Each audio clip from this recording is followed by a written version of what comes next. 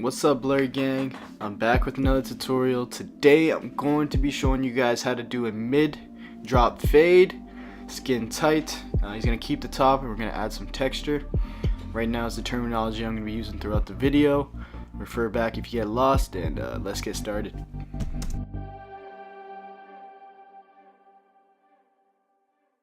So the first thing you want to do in every haircut is prep the hair. Generally with straight hair you want to make sure it falls how the cowlick reads. Now I'm going to begin setting my first guideline. This is going to go at the bottom of his box, and then we're going to start the dip for the drop effect around the top of his ear. So as you can see, I set the line on one side of the head and then I go to the other side and I connect in the back. This is a method for me that has worked for me to give me the most symmetrical guideline. And just to clarify, a drop fade is exactly what it sounds like. You're dropping that first guideline and dipping it in the back, creating that drop effect. And once it's all blended up, you'll really see what I mean by that.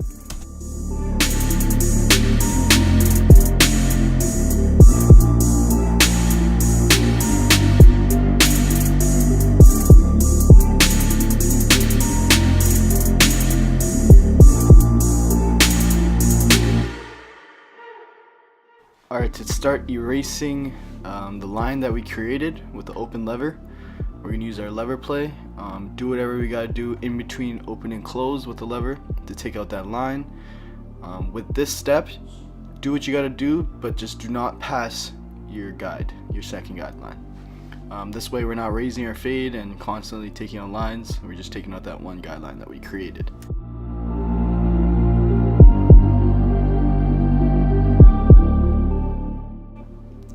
Same thing on the other side. We're gonna set that guideline with the open lever, no guard. We're gonna create that line and then we're gonna take it out with lever play. A little tip that really helps me transition into my guards is that after I do take out the guideline, I open my lever again and then I just reestablish the guide so that it's a smooth transition into my guards.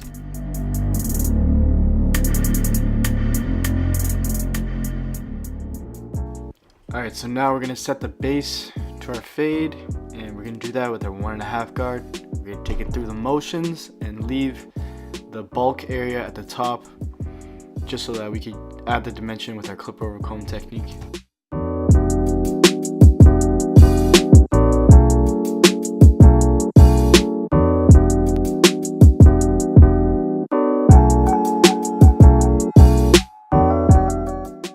Alright, so now we got our one guard on.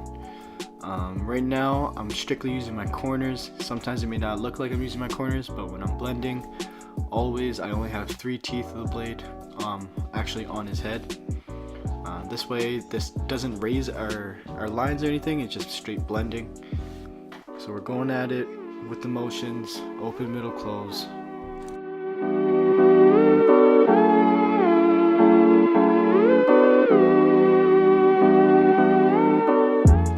So as you can see, as we close the lever more and more, that line is starting to really to blend out.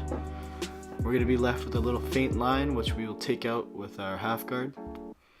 So now I have my half guard on, and we're going to do the same steps: open, middle, close, take it through the motions, use our corners, don't pass our last guide, and just don't raise your fade. You should be gold.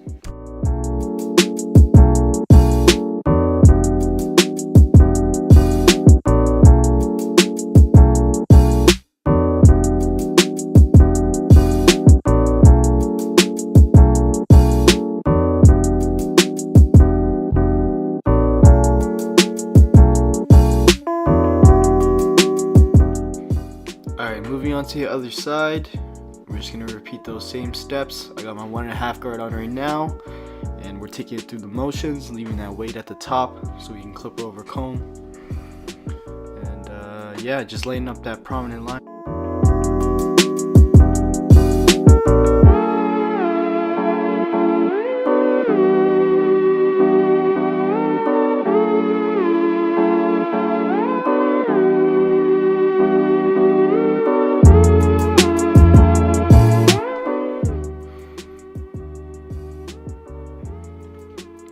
I'm slapping my one guard on, and we're gonna take it through the motions again. Use our corners, don't raise our fade, and just lighten up that prominent line.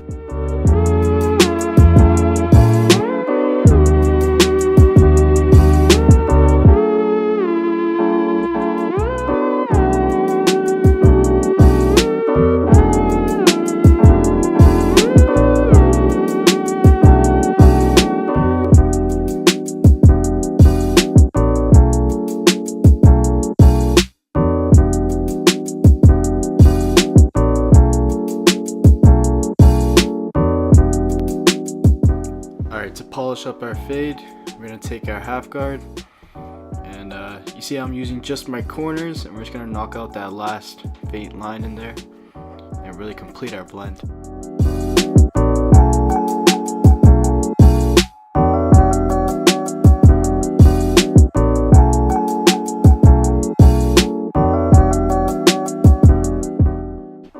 You can see as it gets towards the back, I'm dipping in the same shape as my initial guideline. This way I keep that drop effect and everything stays within proportion throughout the entire drop fade.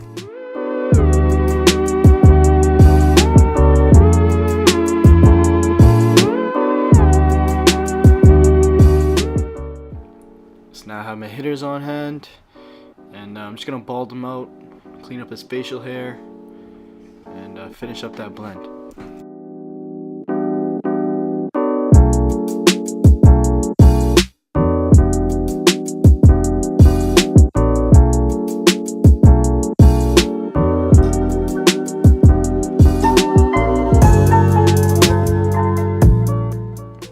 Final step to our blend, we're going to use our clipper over comb technique. The first technique I'm using is going horizontal strokes, and that is going to debulk. And the second technique is vertical strokes, and that is going to blend.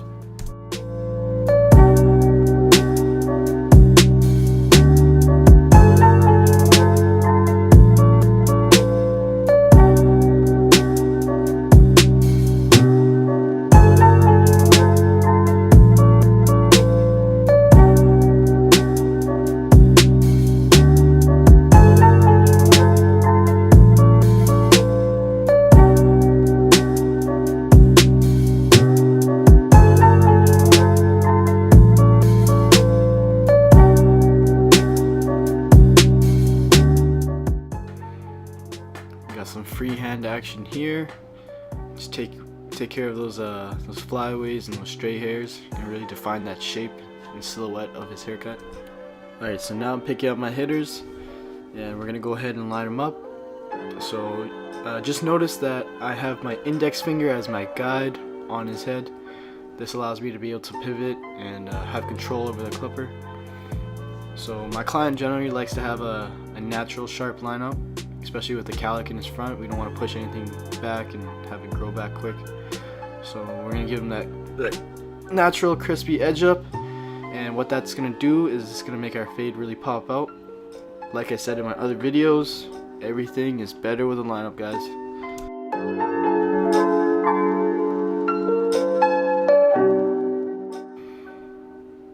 Alright, so finally for the straight blade, you guys already know if you've seen my other videos or have seen any other barber tutorial.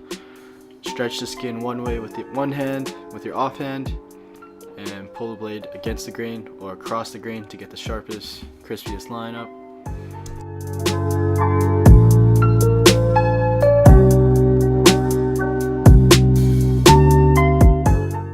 Alright, so last but not least, we got our foil shavers out.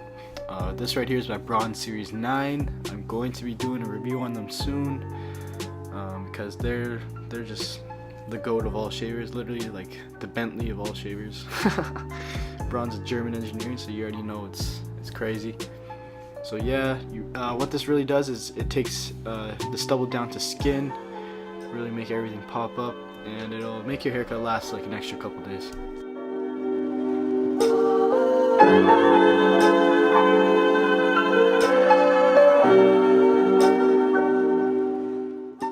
So unfortunately my camera died when I was doing the shear work, but I did add some texture to his hair, and now I'm styling with some matte clay.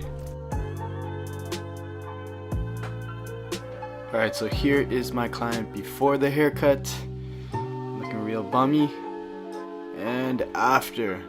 I got him right with that mid drop fade, skin tight. We kept the top, we're growing it out, and yeah, it's looking pretty blurry to me. Let me know what you guys think, what kind of haircut you guys want to see. Subscribe. Blurry out.